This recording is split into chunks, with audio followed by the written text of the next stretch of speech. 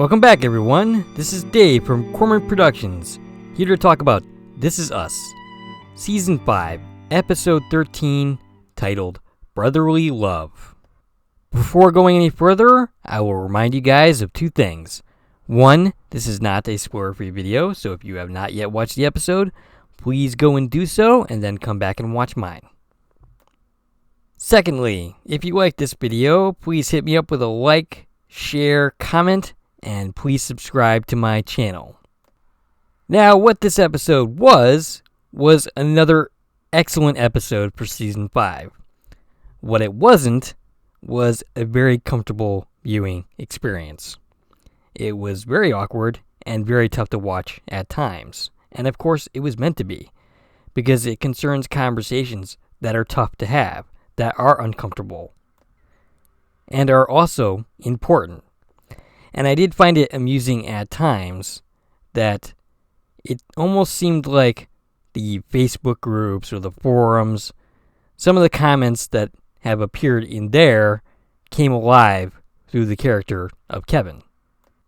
A lot of people didn't like this episode, and some of it stems from them just being out and out racist, and others from just not understanding the issues and not being able to put themselves in another man's shoes. I often preach empathy over judgment, that we need more empathy and less judgment. But a lot of people are either not capable of doing that or unwilling. And I get why, because real empathy, really being able to listen to someone, put yourself in someone else's shoes, and try to gain an understanding of experiences that are not your own is hard. It takes work. It's way easier to make snap judgments, and that's the end of that. A lot of the conversation comes down to what I've been saying since the premiere. These people want escapist entertainment, comfort food, that this show has never really been. It has always been about issues, addiction, overeating, depression, anxiety, and even racism. But we will get further into that as we go along in this episode. One more thing before actually getting into the episode itself. Earlier this season, I believe it was Season 5, Episode 4, honestly, Kate and Kevin had a conversation over the phone in which Kevin did not come off all that great. She was relaying the conversation that she had with Randall back in the premiere about things that happened in Randall's childhood where Randall didn't feel seen. And Kevin did not come off well in this conversation at all. He couldn't see past the sibling rivalry. I almost made a separate video after that episode which would have been titled, Is Kevin a Racist? And I'm sure that video would have gotten 10,000 subscribers because, it's controversial and all that. But I never ended up making that video. My conclusion would have been that no, I don't think Kevin is an out-and-out racist. I just think he's kind of clueless and thoughtless and oblivious when it comes to those type of issues, and in some cases, other issues as well. A little less so, as he's definitely grown a lot during the course of the season. But basically, my opinion is what Randall ends up saying to Kevin at some points during the course of this episode. So some of what I was seeing was purposeful. The creators were aware of some of the things that I was talking about Kevin. We start off with a black family, a black man and a black woman. And in the background, we see a kid. We have absolutely no idea who these people are. And then all of a sudden, they're calling the kid Randall. Who the heck are these people? We don't know. And credits. That has to be like the shortest cold open I've ever seen on this show.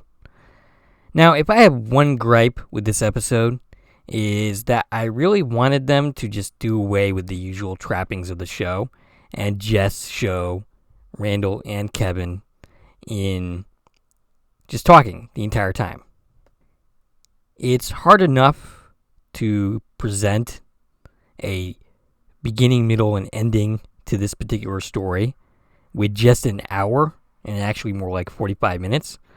But then to take away from that by showing other different scenes, which granted connect to what's going on, just makes it that much harder. And for the most part, I think they pulled this off. But I still would have just liked it just to been the two of them for the entire hour. I did read some complaints that they wanted more from this conversation. And no matter how much they did in this episode, how much they got out, 1 hour is just not enough time to go through this entire conversation. It's a much bigger conversation than that. So it wasn't going to be possible to completely convey the entire scope of this in a single episode.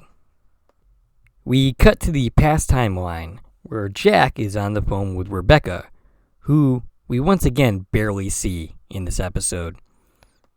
Apparently, her and Kate are out on vacation somewhere, having mother-daughter, leaving Jack with the boys who are roughly around 5 years old at this time. And apparently, Randall and Kevin are both becoming fixated on Mr. Rogers, the kids' television show from back in the day, back in my day. Jack has a surprise for them. Apparently, they are going to go to a live taping of the show.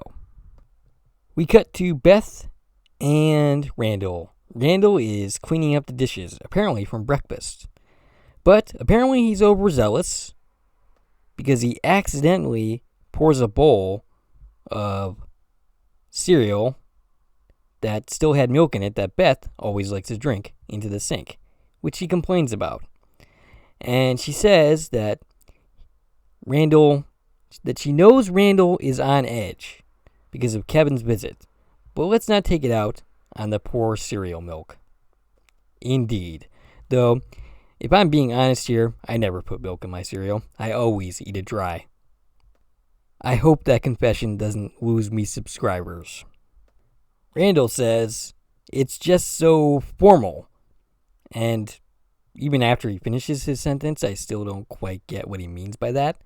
He goes on to say that he's flying all the way out there, and Beth finishes for him, to talk about their racially charged childhood. And Randall says he asked for this. This is what he wanted. And now he wishes he could put the conversation off for another 40 years. Beth points out that the man is coming halfway across the country to have a long-awaited talk, and that this needs to happen. And the funny thing is, these halfway across the country trips used to be a more regular thing before Corona, and it didn't make much sense back then either. Randall says that he knows, and that it will, though he still doesn't exactly sound excited about that. Beth announces that she is taking the girls on a ice skating trip, and Randall says, "Oh, no, you can stay." And Beth says, nah. If they stay, the girls are going to grab Kevin's attention, and you're never going to be able to talk to him. Beth points out that he said to Kevin, back during their big fight, that his acting was trash, and that their father died ashamed of him. And Kevin said that he wished that they had never had adopted him. How much worse can it get? And Beth takes her leave. And Randall says to himself that it can get much worse. We cut to the past timeline, the college-age version of the kids, who we have not seen almost all season. I think we've had maybe like an episode with them. Randall is coming to visit Kevin. He's in New York with the Model UN, which Randall is a part of. No surprise. Kevin answers his door when Randall knocks and calls Randall basically the Fresh Prince of Bel-Air. He wonders if Randall whistled for a cab when he arrived, and Randall calls him an idiot. Randall remarks that he didn't expect to see quite so many palm trees. Which means I misspoke. Kevin is not in New York. I think he's in California, Los Angeles, auditioning for TV shows and pilots and such. I forgot that little detail because it's such a long time since the last time that we actually saw these two characters at this age. Randall takes the opportunity to make fun of his furniture, asking if he got it off the streets. And Kevin says, yep, pretty much. Kevin asks, hey, are we partying this week or what? And Randall's all like, well, I'm going to be studying and I'm going to be dipping in and out. And then Kevin's like, Randall, come on. It's spring break. It's the perfect time for us to own LA. And Randall says, well, I guess it could loosen me up a little bit. And Kevin doesn't waste any time. He starts pouring the alcohol and saying, let's pregame.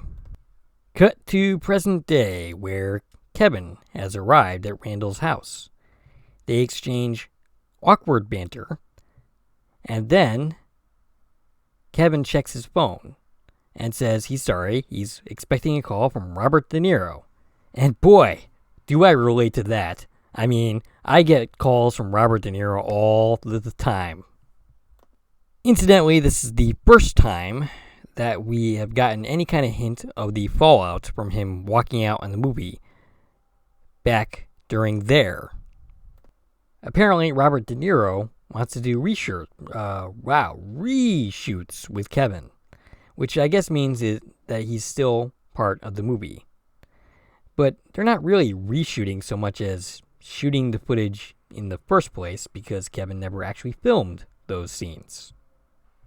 They exchange more awkward banter, and eventually Kevin says, I don't want to beat around the bush. And I think Randall was offering him something, though Kevin basically talked over him, probably a drink, and it just further heightens the awkwardness of the scene. Kevin says that he doesn't want to spend time getting into the usual rhythm and catching up. He doesn't want the conversation to get away from him because there's some things that he needs to say. And Randall says, here we go. And Kevin agrees. Cut to Jack and the kids at the Mr. Rogers show. And a staff member is checking people in. He mistakenly believes that Randall belonged to somebody else and is mortified when he realizes that he is the son of Jack. And Jack says, no sweat, it's an easy mistake to make. Hey, maybe we can get Randall a special seat because he's now a really big fan. And this, in my mind, is to comfort Randall for the mistake that the staff member just made. Kevin sees that special treatment and gets jealous. He doesn't understand what transpired before because he's only 5 years old. It's hard to really blame Kevin at 5 years old for not understanding what's happening right in front of his face. He sees the special treatment. He doesn't get the reason why. Cut to a montage of the college-age version of the Big Three clowning around in Kevin's house. Eventually, Randall misses a shot playing beer pong, and Kevin says, you know what? Never mind the Fresh Prince. You're more like Carlton. I didn't make anything of these lines when they were originally said. It just kind of felt like brother banter to me. And incidentally, there was an entire year where me doing the Carlton and singing the Tom Jones song was a running joke through my videos. But in retrospect, there might have been a little bit more behind those comments. But what happens next, I definitely noticed. Randall asks, aren't we supposed to be going out? And when are we doing that? Kevin is basically like, oh yeah, we're going now. And hey, I made us some fake IDs. While Kevin is getting the fake IDs, Randall notices a painting and starts making fun of it, saying, okay, the furniture is one thing, but did you need to get the painting off the side of the road too? And Kevin looks a little hurt, a little annoyed, and says, yeah, a friend gave that to me and I didn't want to be mean. Now, that painting looks like the painting that Kevin showed the girls back in season 1 when he was trying to make up for the fact that he gave them an existential crisis. I got into a conversation with one of the people on the forums asking, is this the exact same painting? And he pointed out that Kevin, in that conversation with the girls, says that he painted every single time he got a new script. But in this episode, much later on, Kevin will claim that he doesn't paint anymore. Now, that conversation with the girls happened in season 1, and this is now season 5. So it's quite possible that Kevin stopped painting between season 1 and this episode. Or perhaps Kevin is not telling the truth. Maybe this painting that he showed the girls is the exact same one, or maybe Kevin still continues to paint, but didn't want to say so to Kevin, or rather Randall, his brother. Not sure why. The answer to the question isn't particularly relevant, but it is very an interesting callback to that scene with the girls back in season 1. Kevin gives Randall his fake ID, and Randall points out that the picture looks nothing like him, and the guy in it looks like he's pushing 40. And Kevin's all like, who cares? You're a black guy, he's a black guy. You guys all look the same. He does not say that, but that is the insinuation, or at least the possible takeaway from Kevin's comments. Whether he actually meant it that way, who knows? But it could be taken that way, and Randall could have done so. It was definitely a cringy little moment. Anyway, Kevin promises that it'll get the job done. Cut to the present day, where Randall says, speak freely. You obviously had a conversation with Kate, who I had a conversation with on her birthday, and she relayed some things to you. And Kevin says, she did. And Kevin begins by apologizing. Kevin says he knows that it must have been hard being a black kid in a white family and one of the few black kids in his school. And Randall says, sure. He brings up the prom that we saw in an earlier episode. I don't recall when this happened exactly. I'll get to it upon rewatch eventually. He brings up how the father of a white girl that Randall was taking to the prom, rather. That he was basically like, I'm sorry, I can't do this, and he took off. In a very clear racist moment. A very obvious racist moment. But the thing is that most racism nowadays isn't quite so obvious. It's in the little moments, what we call microaggressions. Kevin says he wished he had done more in that moment, that he had stood up for Randall. And he's sorry if he ever hurt Randall, if he ever did something to make him feel bad, to hurt his feelings. If. He repeatedly uses the word if. It's pretty clear that Kevin does not really understand what it is he is exactly apologizing for. He's screwing up in this conversation already, though, and it's clear that the approach that he has is not necessarily a good one. I don't have a better one, unfortunately. For me, I guess to start the conversation, you just gotta start, and then let it go. Kevin finishes his apology, and Randall says, "Thank you." Though it doesn't really seem like he means it. And then Kevin says, "Hey, I mean this from the bottom of my heart." And Randall says, "Yeah, I appreciate it." And he gets up. And Kevin correctly reads that it really doesn't seem like he does. And Randall replies with, "It's a very kind sentiment. And it's a beautiful monologue." And here's the part where I think Kevin's approach to this was flawed. Because it should have been more about asking Randall to talk first. About asking Randall to share some of his feelings about his childhood. And then have Kevin react to that.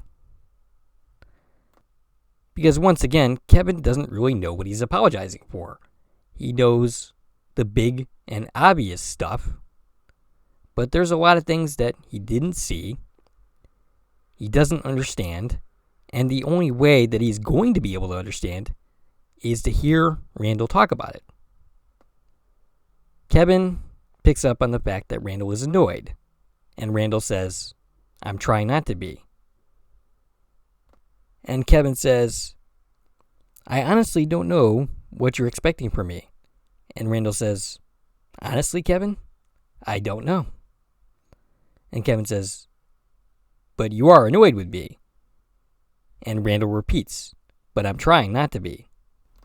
After a long, awkward pause in which we see Kevin in the background, he's out of focus, and Randall up close. Randall says that he's going to go get some air, and he leaves the house. Kevin goes after him. Outside, Randall says, "I said I needed a minute, which means give me some space." And Kevin replies, "I've been giving you a space for a while now." And then he goes on to say, "You said that you'd been unhappy with us, that there were things in our childhood that we didn't see. Look, you've been cold shouldering me for about a year now." And Randall points out that they've both been cold shouldering each other. Yeah, but it seems like Kevin was trying to reach out a little bit more than Randall was after the fact. Randall starts getting into it. He says, "I'm glad you recognize how messed up the prom situation was. But you were passing over more overt examples of racism. You came here with a prepared speech of things you thought I wanted to hear." And he replays the if moment. He says, "If I did this, if I did that." That is not taking responsibility for your actions. And Randall says, "After all these years, you're still just as tone deaf." Kevin says, "Hey, I'm right here taking responsibility." And Randall responds, "Are you though?" And Kevin asks, "What do you want from me exactly? Because I'm not a mind reader. I'm asking you, what do you want from me?" And Kevin hears his phone ring, which is when they realize an unfortunate discovery. The door is locked. They are locked out. This is like something that I would do. I for sure would cause this exact situation. Kevin is agitated because this is quite clearly Robert De Niro calling. We cut to the past timeline with the kids. Kevin is complaining that he can't see because he's not in Randall's super duper special seat that is basically the same seat as Kevin is sitting in. Jack intervenes quickly and then takes off just before the show starts. Cut back to Kevin and Randall as they are locked out of the apartment. Kevin makes a comment about De Niro being pissed. He asks if Beth is going to be out all day, and yes, because she was taking off so that you guys can have this very comfortable conversation that you two are having. Kevin suggests breaking a window, which draws Randall's ire. No, you can't break a window. After an awkward beat, Kevin says, "Be honest. You had no intention of accepting my apology." And Randall says he wasn't expecting one. And Kevin clearly has no idea what he's apologizing for. He clearly doesn't. Randall says what you wanted was the perception of doing the right thing. Kevin starts to get agitated, and Randall tells him, "What is it, Kevin? Say it." And Kevin eventually says, "Yeah, I wanted to do the right thing. Even though," and he pauses. And Randall says, "Even though what, man? Say it." Even though Randall's childhood was actually perfect. He got everything he wanted. He got all the attention. You were the golden child. Everything about the adoption made you more special, not less. Randall comes back with, he didn't want to be special. All he wanted to do was to blend in, which was impossible in the family because everywhere they went, he stood out. And the last thing that Randall needed was for Kevin to racial other him also. And Kevin doesn't quite know what Randall is talking about. Randall points out the fact that Kevin has racial blind spots. Deep ones that affected him. Not his prom date's dad. Him. And Kevin seems surprised by this. And Kevin says, "You're grouping me with him?" And Randall says, "I'm not." Because the pain that prom date's dad inflicted was intentional. Whereas Kevin was just thoughtless. Willfully in the dark. Which Randall says somehow hurt more. And Kevin's all like, "Oh, so now all of a sudden I'm a racist?" And Randall says, "You said that, Kevin. Not me." Randall gets up and starts walking down the street. And Kevin says, "Don't walk away from me." And Randall says, "Do you want to get in the house or not?" We cut to the college-age kids in the cab having an awkward ride. Kevin ends up asking him to change the music in a somewhat rude way and then questions the route that the cab driver is taking. And is just being all around kind of prickish. This is aggravating to Randall, and eventually he says, "Never mind my brother, he's just drunk." And Randall eventually has enough, saying he just wants to go back to his hotel. And Kevin says, "No, we're going to the club." And Randall says, "I don't want to anymore." And Kevin says, "You're really something. You know, it's funny that I have to get drunk in order to deal with an evening with my brother." And then they start fighting, which turns physical. Eventually, the cab driver just straight up kicks them out of the cab, having had enough of their crap. He leaves them with them basically squaring up, getting ready to fight. Cut to the past timeline with the kids. The show is over. Kevin says that he wanted to go to the playground. And Jack points out that the playground will always be there, but opportunities to see the show aren't. Kevin decides to be the little brat that he was back in the day and takes off running. Jack has to go chasing after him, leaving Randall by himself. Eventually, to talk to one of Mr. Rogers' puppets, Daniel Striped Tiger, which is one of the ways in which Mr. Rogers talked to kids. So it could very well be Mr. Rogers underneath there. Eventually, Randall confesses that he has imaginary parents. And eventually, Jack returns to the scene with Kevin in tow. Back in the teen timeline, Kevin and Randall are fighting. And eventually, Kevin is all like, "Hey, don't hit the face. I have an audition tomorrow." And Randall says he didn't even leave a mark. Eventually they both get up. The fight is over, but Kevin looks disturbed. And Randall asks, what? Apparently, he's missing his keys. It's clear that these two absolutely do love each other, but they have some deep-seated issues that are hopefully working towards conclusion in the present-day timeline. In the present-day timeline, Randall goes to his neighbor's house, who has a spare key. Apparently, she's a sweet old lady that doesn't go anywhere. Hopefully. And his hopes are rewarded. She opens the door and eventually reveals that she does in fact have the key. She recognizes the Manny and does not realize that the two of them are brothers. It's not an obvious conclusion that one would come to at this point in the game. She ends up telling Kevin that she didn't like the Stallone movie because it was too violent and that he should stick to comedy, which Kevin finds annoying.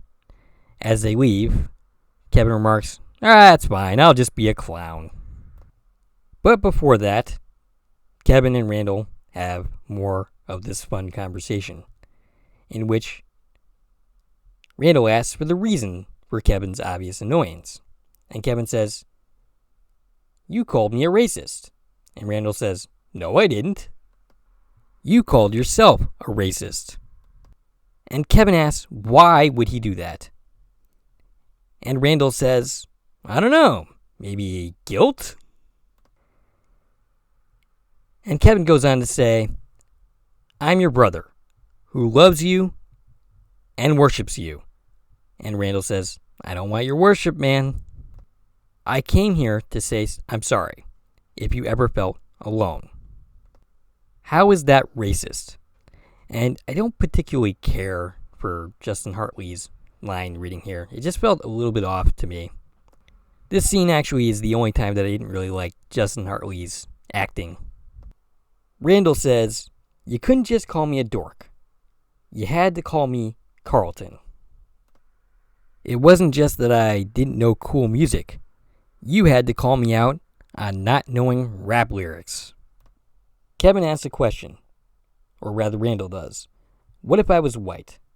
Would we have the same relationship? And from my view, the answer is no. They would not have the same relationship. And here's why. If Randall had been white, he would not have stood out quite as much within the family. When they went places, he would have just been accepted as part of that family. There would have been no questions about it. There would have been no need for Jack and Rebecca to give Randall extra attention to make up for that, which is part of the reason why they gave him that extra attention. And thus, the sibling rivalry between Kevin and Randall would not have been as severe. Their relationship would have been very, very different. In Kevin's mind, Randall being black and adopted made him special. Kevin seems to think that Randall being black has no part in the relationship, but he is wrong. Kevin says that yes, they would have the same relationship. They would love each other and they would get into it. And Randall says, not on this level, not like this. And Kevin says, you're making me out to be some kind of grand wizard. Randall says that he really doesn't think that Kevin is racist. He really doesn't. But the microaggressions throughout the years, and Kevin admits to jealousy in their relationship. That's all it was to him. He thought he was just jealous. And he once again asks, what do you want from me? And Randall says that he wants Kevin to acknowledge that he always resented the fact that they were black, or rather, Randall was black. And not just as kids, as adults. Last year, Kevin told Randall that the day he came home from the hospital with them was the worst of their lives, or rather, his life, Kevin's specifically. And Kevin said, yeah, I was saying that to you because, You were trying to manipulate our mother into doing something she didn't want to do. Yeah, that's why the fight started. That is not why you said that. I didn't think that Randall was right here. I didn't think that had anything to do with Randall resenting, or rather Kevin resenting Randall for being black. But perhaps that comes down to my own blind spots. Perhaps I just like to think the best of people, and I do. And I wouldn't want to assign motivations like that because I want to see the best in people. I have that luxury. Randall, not as much. People like Randall, not so much. Still, just because he's black and he has more insight into the situation than I do, doesn't mean that Randall is totally right. He is not God. He is not infallible. He is capable of getting the wrong read. Except at the end of the episode, Kevin pretty much admits this. So I'm wrong when it comes down to it. This conversation is interrupted by stuff I've already described. I jumped the gun ahead a little bit there. And they take off to go back home. As they walk home, Randall asks, "Did you ever consider that the day that I was brought home from the hospital wasn't a perfect day for me either? It was the day I lost William and Laurel, my birth parents. Did you ever think about that?" And Kevin starts to say anyway, "I think." But then he stops. And Randall says, "Hey, just say it." And Kevin says, "I think you come off as wildly ungrateful." And this is the point where it seems like the internet forums are talking through Kevin, because many have said this about Randall, which is ludicrous to me. Is it not possible to love your adopted family, to have gratitude for having been adopted by them, but still have complicated feelings? Are they not allowed to do that? Are they not allowed to ask, who were my parents? Who am I? And perhaps wish that things had been different? This goes back to making snap decisions. This goes back to empathy. And I even heard some adoptees, I read some adoptees saying that they never felt like this and that they were grateful. And people who were grateful did not act like this. And yet more people say that people's reactions to being adoptees are all different. They react and feel differently. And there's no shame in that. We all react and feel differently about situations. And that is allowed. It does not mean that Randall did not love his family. It does not mean that he wasn't grateful that he ended up with them. Because he was, and he did. Randall tells Kevin that it is a prison to have to act grateful all the damn time. And it is the reason, I'm saying this, not Kevin, not Randall so much, that Randall is the way he is. And why he's in therapy now, dealing with these issues. Because he never really had before. Unfortunately, Kevin is just not getting it. He keeps saying things like, I'm sorry that you feel suffocated by your family. And Randall is at his breaking point at this point. He says, that is not what I'm trying to say. And Kevin says, well, that's what you just said. And Randall walks away, leaving a frustrated, hurt, and distraught Kevin behind. In some ways, he knows he's screwing this up. This conversation was never going to be pretty. But it had to play out in order for them to truly move forward.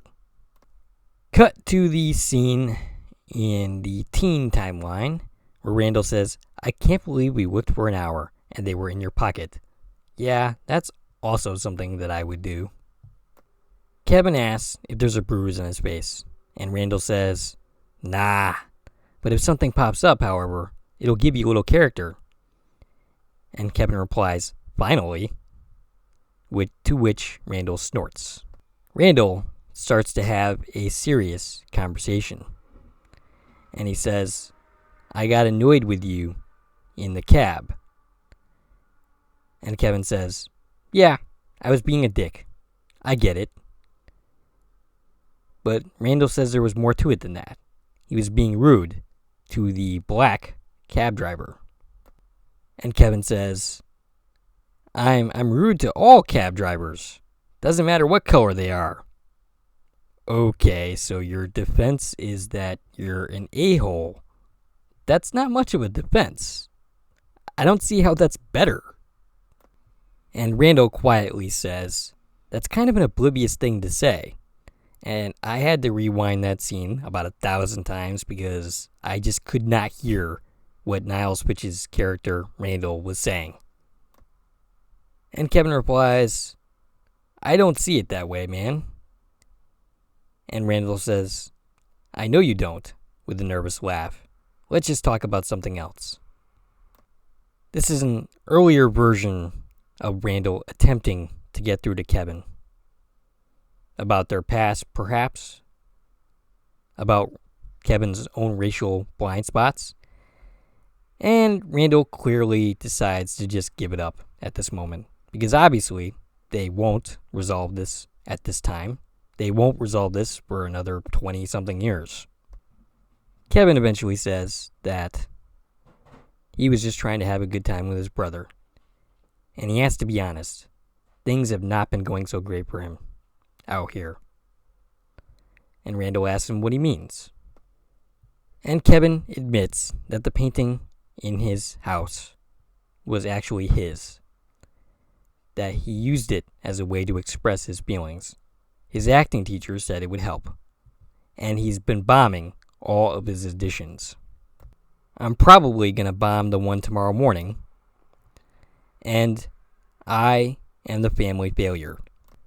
Randall has everything.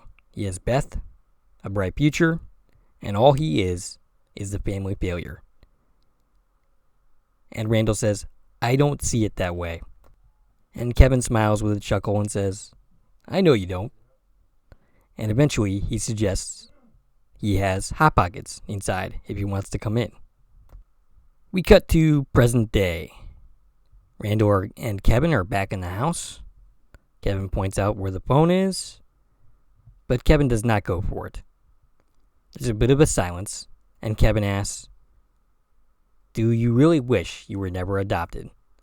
And Randall says, it isn't that simple. And Kevin says that he remembers when he found William, and that's when Kevin realized that Randall wanted something different. And Kevin says that he knows that their experiences growing up in their family were different. But he just doesn't see the things that Randall did. And Randall simply asks him, do you still paint? And Kevin says that he hasn't done that in a while, which is an ambiguous enough statement that neither of the things that I was talking about earlier have to be true. He could have been truthful with the girls as well as right now, but it is curious that he had the same painting with the girls as he did back in the past.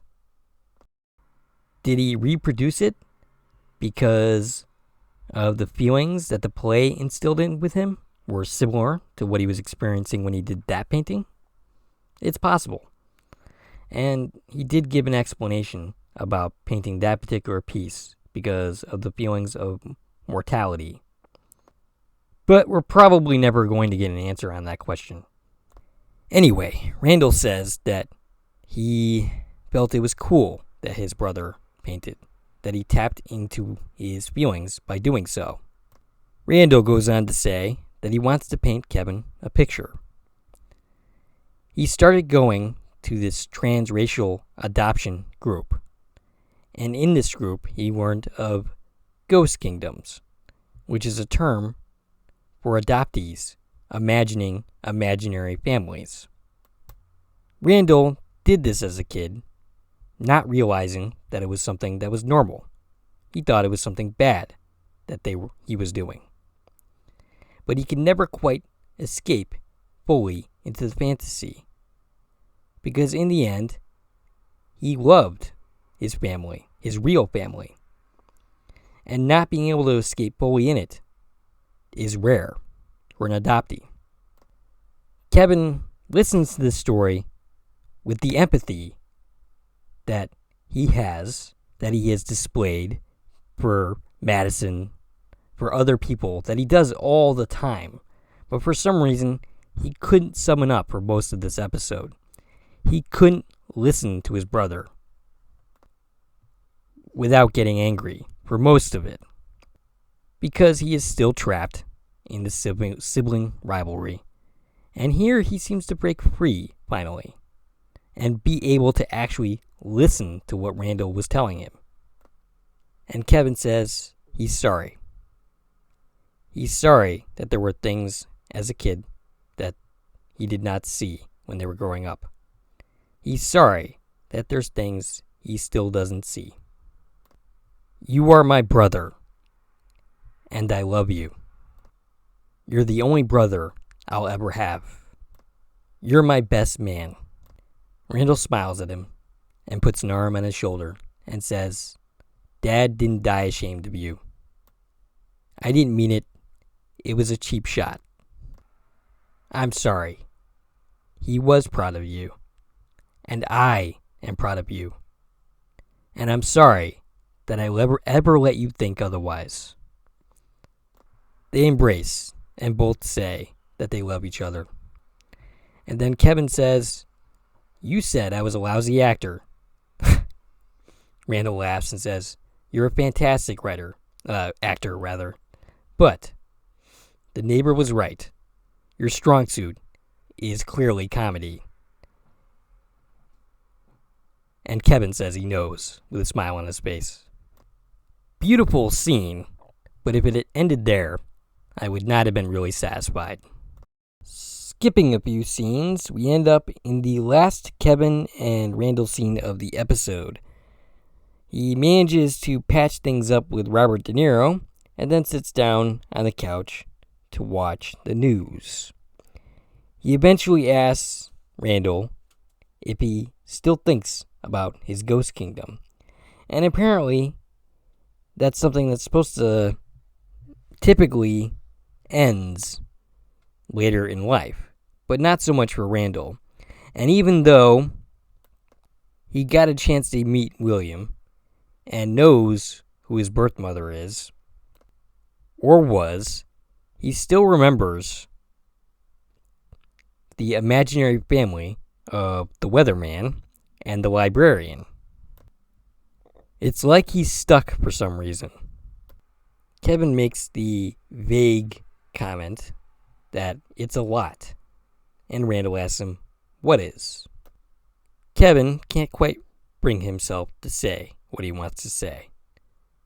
Randall turns towards him and says, the rest of the world can't say the ugly thing, but we have to. The rest of the world has to worry about being labeled a racist. But in order for them to truly move forward, Kevin needs to say what he needs to say. Kevin, after a beat, says quietly, You're not just my smart, successful brother. You're my black, smart, successful brother. And I think maybe I did resent that. And I thought maybe that you getting special treatment was because you were black. I wanted to take you down a notch. And I overlooked things that I shouldn't have. And I took shots that I shouldn't have. And I was more jealous of you than I should have been. The words have an effect on Randall. He's crying. He has tears in his eyes that he rubs away. And then Kevin makes a joke, saying, Hey, I'm pretty successful myself. And Randall replies, "Not everybody has Bobby D on their speed dial."